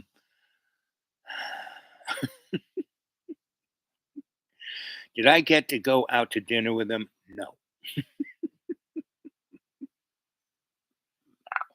but I did, shake his hand and look at him and say, "So, what do you think of UFOs?" Because I still had a little, after being esophagus being crushed by you know, the Nazi nun in first grade. I still had, and I still do, have a breathing issue and a speaking issue, right? And because of the way I speak, I pretty much have to think about exactly what I'm going to say, put it on the tape up there, and then just play it. So, but so I was a sophomore, I think, and so how old you? Sophomore. You are probably 15, 16, sophomore in high school, somewhere in there. Anyway, and I did have a pedigree, meaning what I did at Canterbury, they still remember me. My father, he threw out all of my memorabilia. I built him a really beautiful house in Long Island in a place called Remsenburg. And they had this revolutionary house and a Civil War barn. And I leveled. That's where I got my chops on, moving houses and leveling things. I basically, because that thing was made out of logs and it was tipping. It was built on dirt, and I kind of jacked it up and found this excavating guys that were going out of business. And there was this two black guys who were still kind of running it, but they didn't own it or anything. And I got them to jack. They had all the stuff to need to, to do it. And they did it. Boy, did they ever. And they also had forms so they could pour concrete. Had a concrete mixer, big machine. Anyway, after that, I was going to build a whole bunch of other stuff, and they were part of my team. And I said, this guy's going out of business, and he's just going to have an auction. So I went to him with the company checkbook and said to them, "Hey, I want to buy you out. How much you want?" And they had 100 acres at the end of the Long Island Expressway where Islip is, where this way goes Sunrise Highway, this way goes 25A. And they said, "What?" I said, "Yeah, just what do you want?" Instead of having a out of business auction and have the auctioneer take half the money, what do you want? What do you need? I got my checkbook. Write the check, you put in your thing. As soon as it clears, I own the place. And I said, it's going to be so much easier. I'm going to take everything, your land, your this, whatever you want. You tell me the price is yours. Right? So they said, they should have really gone for the, like 300,000. They said 60,000. I said, no problem. There it is. And I had this other thing that the lawyer, our real estate lawyer, kind of drew up. I said, just find that. I'll sign this. Now, you go put it in the bank. As soon as it clears, this is now, right? And right now, whatever you want, go take, not machinery or tools or whatever things that you might have kept here before. Just really, I put a new lock on the fence. Take it out. So they, filled up a truck, drove away, put the check in the thing, and bango, there it was. So we did, and so this was a revolutionary house, 200 years old, and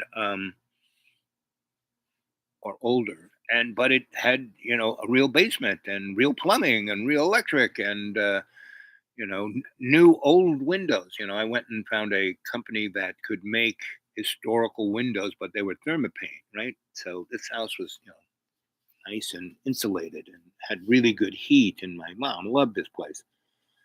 And we did all kinds of nice, gave her a nice kitchen and a nice, her own little arty room and all the above, right?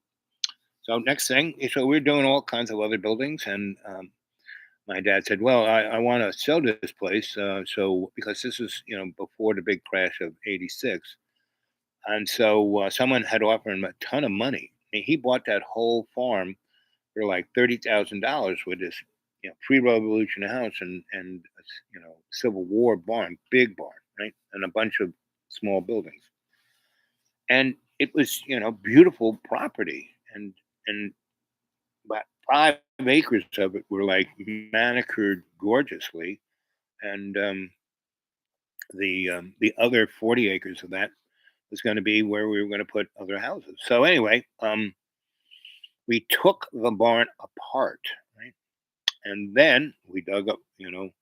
I'll have to find photos of it, but we made a nice basement, and we built a new barn exactly like the old barn, but with all new stuff, new wood, new everything, new floors, new you name it, and but structurally the same way, right? The big space of the two barn doors on either side, which were gigantic windows, right? And it had a big hayloft, and so one side of the big hayloft was the master bedroom, and then the others was two other bedrooms, right? And where the animals, that was the dining corral and the kitchen and a couple other rooms. But the big space was like this gigantic, what they called the grand room. From floor to ceiling was 30 feet, and shaped like a barn, right? And at either end had two gigantic windows that were like 28 feet high, 30 feet wide, right? They were the size of the barn doors, right? But it was all glass, right? And had a beautiful, patio on one side and a trellised um, kind of other patio on the front side, right? Really beautiful, right? And I cut down a few trees and just kind of slid it in there. And we took all the old wood and remilled it there for the beam. So it looked like it was a post and beam farmhouse, a farm barn, but it wasn't, right? And it had this bridge, this very cool bridge. You went up this really beautiful staircase, and then went, from this end of the barn to the other where the master bedroom was. And the master bedroom was big, big, big. And there was a fireplace underneath it in like the TV room.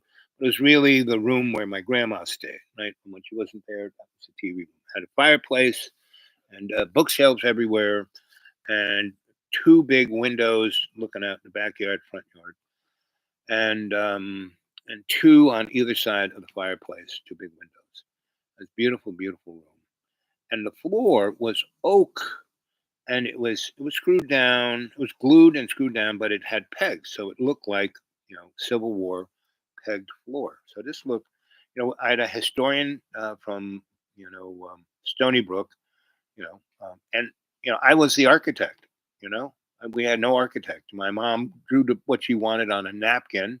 I went to an engineer. He had the architect stamp, and he drew three, a front, a down, and a couple of engineering drawings and stamped them. And I took it to the building department and I said, sure. Because the building guy and I were buds, right? He knew my grandpa Stoll. He was a boy from New York. So, yeah, he was like, yeah, you know what you're doing. Not a problem. He would come every so often. We'd have lunch out there. And he would, yeah, because it was a great Italian restaurant on the bay, the Great South Bay, right? From Southampton all the way down to Santa Mauritius. And so I bought property on farms that were right on that. And I had one right next to Southampton, but it was in the Mauritius. It was right on the Atlantic. I had my own Atlantic Beach property. And I was going to be Mr., real estate mogul. And I built my dad this beautiful house. And I was just, because I could take Dad didn't need to sign the checks. I could. Right? There was X amount of money in there, and as long as I spent what was in there and not anymore, it was no problem. And I was doing great, buying low, selling high. in Sayville, we bought this crapped out strip mall, but it was right in the middle of Sayville. No, Sayville was a crappy town, but just over there, I forget what it was called, is where the rich people lived, and this was this strip mall was right on the Sunrise Highway, and it was only maybe 40 miles from the Miracle Mile of 25A. And if you stayed on 25A and then kind of got onto Sayville on Sunrise Highway, 25A was kind of in the middle on the north, and Sunrise Highway was on the south of it. Anyway, I bought 3 or 4 of these burnt out kind of mechanics places that had apartments up, and they'd have a fire for the insurance money, and to get it, they had to put a pretty good roof on top of the building, right? So, because they couldn't burn it to the ground because they wouldn't get that much money, so they had to burn it just enough to where it could be refixed, right? So they would get the money for that. So they put a brand new roof on it, and then they'd sell it to a guy like me. That's why I bought 3 of those. I bought one for $12,000. Something it had 20,000 square foot. It had a big space upstairs and a big space down. That was like a garage, concrete floor, and it had, what was really good about it had big space in front and back of the parking lots. And so next to it was another one, and then down the road a little bit was another one. I bought those 3. And I was I used my brother's kids to be the demo guys, and they were angst teenagers. So I said, just rip the shit out of this place. Time to go for it. Put this mask on, wear this hard hat, here are these goggles. And I would take pictures of them, mask, goggles, hard hat. If they took them off, and gloves, and if they took that shit up, I didn't care. I gave it to them, I documented it. That's what I do. I document everything. Now photographs aren't even legal tender anymore in court. So anyway, that's fake news. So 18 months, we had 10 properties. I spent no more than $250,000, and we had a rent roll of $42,000 a month. And I was just going, and my father, and I was never around because I had found all these guys who really knew what they were doing, but they had overextended themselves in the early 80s.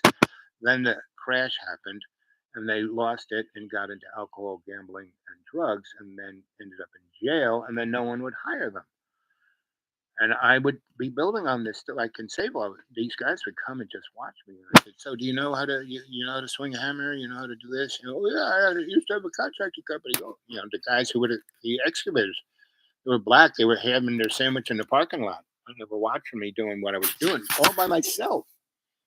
And this guy comes over, I got a crane. It'd be a lot easier if I just brought my crane here. I said, what would that cost? He goes, $15 an hour. I said, please. Get it here. And anyway, I just kept stumbling with these guys. And once we went out into the Hampton area, into the Bridges, into past Islip, into these large pieces of property, I was nuts building big houses, for nothing. These guys were still alcoholics, still drug addicts. So, but they didn't have a car, didn't have a license, didn't have any money, didn't have a house, didn't have nothing. So I would put them on these properties and put them in tents and feed them, and I get them up with the sunrise, and they were good at that, real strong coffee, sunrise, and they would work from sunrise to about 3, and then I would show up with the party pack, and they would stay there because they didn't have a need to go look for the party pack, right? And that was a limited party pack, so when sunrise woke up, they were in pretty good shape. It was just enough juice to get that little gnawing thing out of it. And then we would sit around the fireplace when I'd make them a meal, had a kitchen set up right there. I'd make them meals. And when we built my parents' house and they were living in the backyard, my father, who are these people? I said, no, this is good. And my mom, she loves everybody. right? Especially if you're a hurt dog. So she went up there and treated these guys like hurt dogs, right? So they loved her. Sometimes she would come out every day and go, maybe the window should be a few inches this way, right? Now, if she did that early in the morning, they could deal with it. But if she did it at 3 when they wanted the party pack, and they would, maybe you need to take the whole front porch and turn it sideways. Because my mom, instead of like an architect drawing, she was just using them building stuff as an architect's drawing. I remember one time I just drove in the nick of time because this one guy's about to, hit my mom in the head with a hammer from behind. And I said, yo, I like hit the horn a few times. Everyone looked and I said, hey, come on, I need some help over here, everybody. So they came and then I went over to my mom. Come on, mom, let's go back in the house. So, mom, you can't come out and talk to the boys after noon, after lunch. I mean, lunch is until 3. So that you can't, you can come out from sunrise to around 12:30. From 12:30 on, verboten. Okay. She goes, okay. I said, mom, you understand these guys. Yeah, she knew the whole story. And I said, when you're asking them to move windows out of something they've already built in the house, they can deal with it because they like you in the morning. But when they want their little drinky poo and it's a couple hours and they still got more to do, they don't want to rip what they just put in out. Right. Right. So let's get on the page. I'll have a whole list of things we're going to do. You tell me exactly how you want them. So we got better and better at it. But a couple of times, these guys nearly killed my mom. But that would have never happened. She would have murdered them. Can you still hear me? Does my voice sound good? I'm looking forward to going back and hearing what it sounds. No one's saying anything. There's 2 people watching.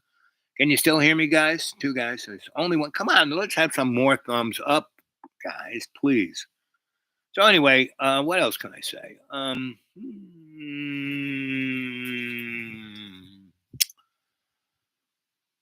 So right at the height of where we were going to be unbelievably successful, it was now 87, no, 86, and a crash had occurred. The savings and loan crash had occurred. And my dad was like freaking out. And yet we were making 42 grand a month rental. And, I had another 8 buildings and 300 acres to build houses on. And the barn was the progenitor. We were just going to knock houses out that looked like this. And the historian guy who was working with me from Stony Brook, there's this crazy guy. They haven't found him, but he's burning all these old buildings on the farmlands of Long Island.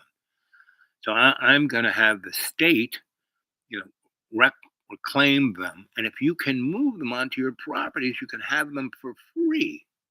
So at the very least, it was like, ancient lumber and doors and hinges and windows and glass. And I said, sure. So we went and did that. And that's when I really got my chops on moving buildings and the black guys, they had it down. They had all the little trolley guys, had the big truck to pull it. And this was still out in the hinterlands of Eastern Long Island. So when we moved it, and I was already dealing with the Stop Shoreham campaign. So I was already dealing with all the police. So I could do anything I wanted. The police were my buds. So I was, strategizing the Stop Shoreham campaign. I was not the front guy. The old ladies were Esther Pank, Marge Harrison, Kathleen, Sister. What was the nun's name? She was a Marinol. She was one of the Marinols that didn't get whacked in El Salvador. Kathy Boylan, who was married to one of the presidents of Long Island Lighting Company, and she wouldn't have sex with him or get divorced from him unless he came out and told the world how terrible the Shoreham because she went and saw it and saw how dangerous it was, and that's how she got involved because she was just a good Catholic woman who always did whatever her man said. And when this guy, and she could she's Irish, she kind of could overlook his whoring and all of that. But once he got syphilis, she wouldn't touch him, right? So, and her kids were almost all out of the house and in college, and so she became a revolutionary. You know, this woman, white as white can be, rich as rich could be. Not really rich, but upper, upper, upper middle class, right? The management class.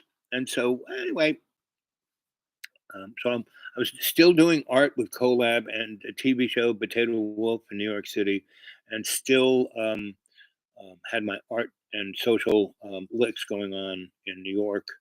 And I started getting involved with Outstanding Renewal Enterprise, the guys and gals that we took over whole neighborhoods that had been redlined and destroyed by guys like Danny Chump. And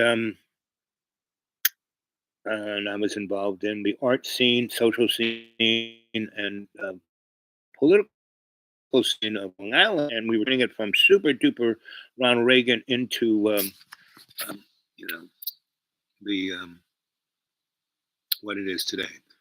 Liberal Democrats, you know, trying to be environmentally sustainable, blah, blah, blah. But, you know, it's better than dying, you know, instead of turning all of Long Island into a glowing nuclear hole, you know. And a lot of people go, well, you change the economy. Now the factories are going to lose and leave. And they did. And that's good because now it's a beautiful place for, you know, middle to rich people. And at least they're mowing the lawn, you know. And so, anyway, how much juice do I have? Like, I don't like running out of juice. Oh, it's in the red line. Gotta go. Hey, Fish, I'm going to give you a buzz as soon as I finish the show here. So anyway, that was a real smorgasbord. 2 hours and 1 minute and 57 seconds. I'm going to leave at 2 hours, 2 minutes and 2 seconds. There it is, right there.